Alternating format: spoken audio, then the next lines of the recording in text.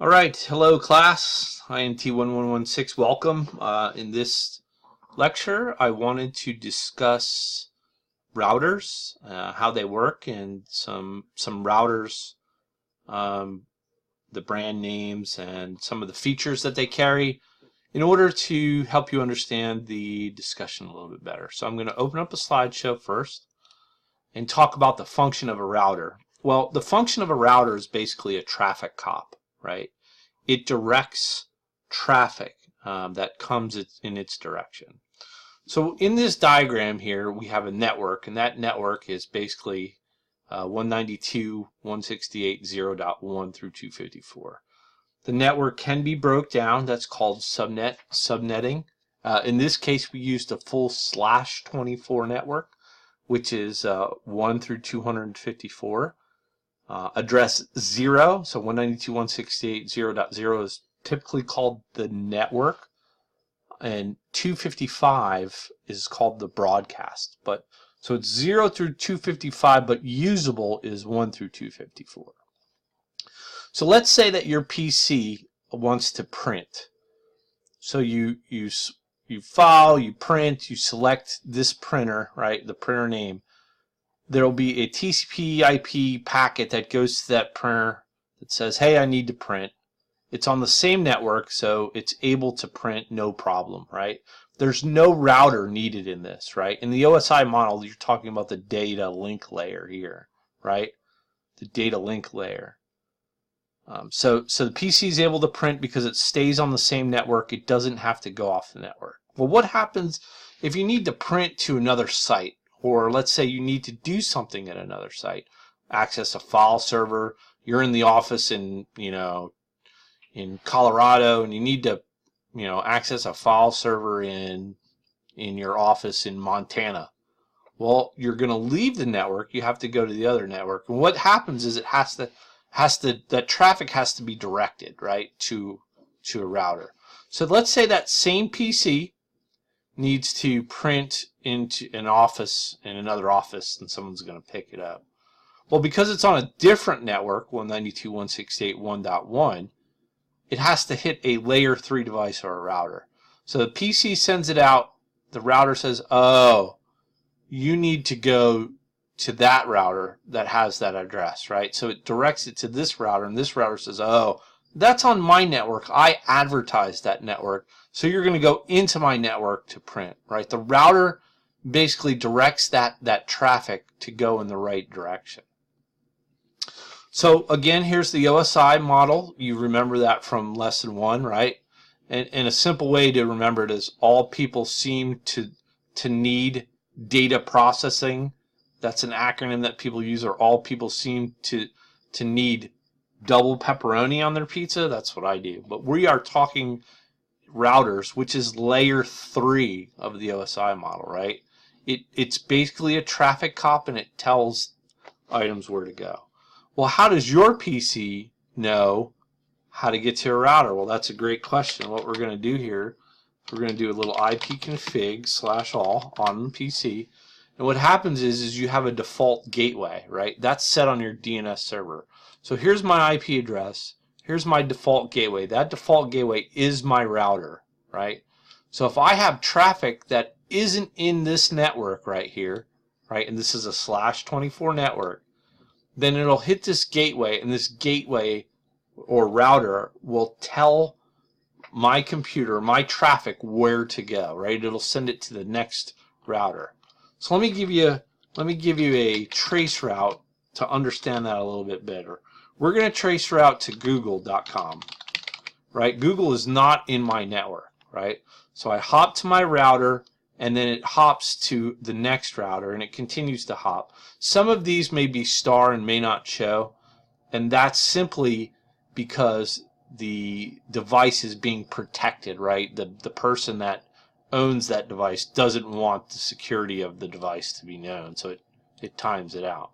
So these are routers, all the routers in that path to Google, right? It's saying, go to this router, and this router says, no, it's not in my network, it's in this network. No, it's not in this network, it's in this network, it's in this network, etc., etc. These are all routers along the path from my PC to google.com, right? And again, this could either mean that, you know, that router is down, or it's being, protected by security, that the person doesn't want you to see the hop, so they're doing some security measures to not be able to see that. So this can go on for a while. I'm going to go ahead and let that go, but that's what the trace route does, right? I did -D to take away the name resolve. So if I did a trace route without that -D, the name would appear of each router and where it is, right? So -D simply just takes that away, so it goes a little bit quicker, right? So all these are layer 3 routers, right? And they're hopping through and just saying, nope, it's not in my network, go to that one, it's not in my network. And this is the path that I have to go to get to Google. Okay? So it's part of that layer 3. There are some switches that are also called layer 3 switches that eliminate using routers, but most organizations will use a router. So let's talk about some routers. Well, we have Cisco, which is the industry leader in routers. It basically creates some protocols on their own, some Cisco proprietary protocols. An example of that is HSRP, and I'll go over what that is in just a moment. It has a CEF model, which is Cisco Express Forwarding model. So this router actually has 3 layers in it of the Cisco Express Forwarding. One is for management, one is to maneuver the traffic. And there's another layer, I can't think of the name of it at the moment, but basically what it does is, if I want to manage this router, traffic goes along a plane, a management plane. The other plane is control plane and data plane. It was control. And it doesn't interfere with the traffic going, along the control plane, right? So management is simply going into the management plane. It doesn't saturate the router with me trying to manage it, and then a request comes in to go out. So it separates that traffic to try to improve the performance. This model is a Cisco 2900. It's a bit dated. They're coming out with 800s, and I mean there's just tons and tons of Cisco routers. But this is one that's currently popular and being used. The price is much cheaper than what it used to be. Currently, probably you can get it off eBay for a couple $100. But if you want one that's guaranteed, not refurbished, go to a vendor, it'll be a couple $1,000s. What happens is, these are the ports. So one of these ports will actually be the circuit coming in. Like, so from your internet service provider, let's say it's, AT&T, you'll have a port that comes in, and then your port to your network goes out, right? So these are all these different ports. So you could see that you could have different circuits, right? So I could have AT&T coming in and going out, one to my, this network, or one to another router to hop through. So you have all these different ports that can do different functions. And in fact, this router can also do VoIP, so that's voice over IP, and you can have phone commands on this router as well. So I said HSRP first. That's pretty much hot swapping routing protocol. It is basically magic. Cisco created it. It's proprietary to Cisco. So let's say this is my PC here, and my PC wants to go to the internet. So like I've done before, we had that default gateway that it goes out, right? When I did ipconfig, we had that default gateway. Let me show you that again, right? ipconfig all. So it has that default gateway of 192.168.1.1. So my PC requests goes out. What happens is that you create a default gateway that is both router A and router B. So what happens is like, let's say this is 192.168.1.1. This is 192.168.1.2. You create 192.168.1.3, which is 1.1 and 1.2. Here's an example of what that would look like. I've removed some of the IP addresses, but basically you do a command on a port, right, which is which is right here on a port, right? This is a port.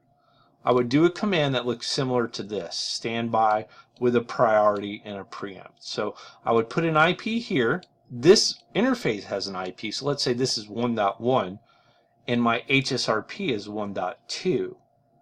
Okay, the other router would be 1.3 and it would also have this standby in here too. The higher the priority, the lower it is to take over. So if I had a priority of 90, that would be the priority router. So to put that in terms of this HSRP, this would be my standby 192.168.1.3, right? And then this IP of router A would be 192.168.1.1 with that standby command, standby of 192.168.1.3. Okay, so now what happens is, and this router over here would be 192.168.1.2 with a standby of 192.168.1.3. Right, so there's my HSRP connection, right? This router and this router. Here's the so it creates like a virtual router, right? So now my request goes here and it'll go to the lowest priority. So if this is 90, right?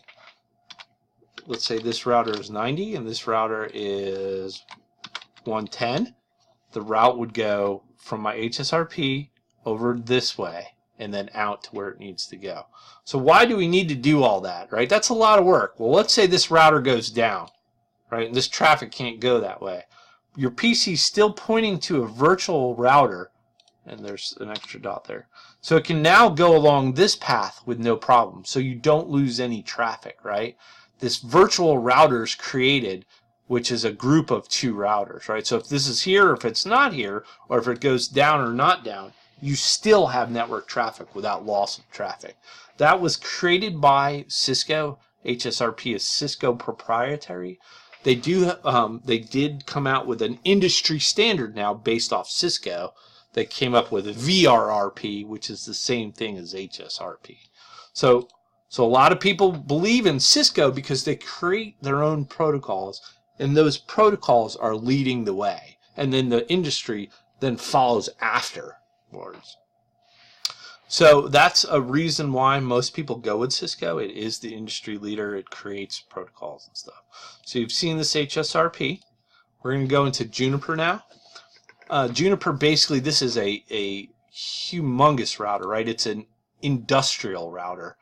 And the Juniper pitch is that they create one operating system for every single router there is. Cisco has an iOS. So for a 2900 series router, I have to download an iOS. And if there's a flaw, I have to upgrade it and update it and update it and update it. But that is not a one-time thing. And if I have a Cisco, 1800 series model, right, I have to have a different iOS. I have to go to their web page, find the iOS, download it, update it, and keep it updated, and it becomes very complex. Juniper has one operating system for every single device it has, and that's called the JunoOS. And that operating system is built to integrate with every single application there is on the application layer. So, and remember where that application layer is, right? Application layer. So Junos works with these third-party applications. They develop their routers to work well with it, and they try to make it simple to use, right, with one operating system. The other thing is they have, this router is, in particular, is very expensive, right? It's an industrial router, and it provides up to 2 terabytes per second, right? So this router over here probably has 1 gig per second, right? That's 1,000 megabytes. 2 terabytes, right, on the other hand, right, how many megabytes is in a gigabyte, right? There's 1,000 megabytes in a gig, 1,000 gigs in a terabyte. So you could see that this is much faster than the normal Cisco. Cisco does have industrial ones, however, and they do compare in price. And this is very pricey, 10 to 20 thousands of dollars. Then you have HP routers. HP basically is a little bit less on the security end. Cisco has a lot of security features. Juniper has some security features. HP has some security features, but not as well developed as Cisco and Juniper. HP is generally purchased because they're cheaper and they work, right? So the pitch that HP says is the total cost of ownership for a Juniper that you're paying $40,000 for, or Cisco that you may pay thousands of thousands, you can get ours for a couple $100. And for that couple $100, we're going to give you faster throughput, right? So they're going to say it's not going to have a lot of CPU usage that a Cisco router may have because you're adding all these different commands and different protocols, right? We just work, right? You plug it in, it just works. It's not complex. It's very cheap and it's faster from end to end. And this is probably a couple $100 on the market today, and that's not a very expensive. The other thing I wanted you to see is, when you probably do your search, you're going to come up with all these different types of routers. This right here is not a business router, right? Maybe a small office, but certainly not for an enterprise class business, right? This combines wireless and wired routing. Generally in your organizations, your router will not include wireless, right?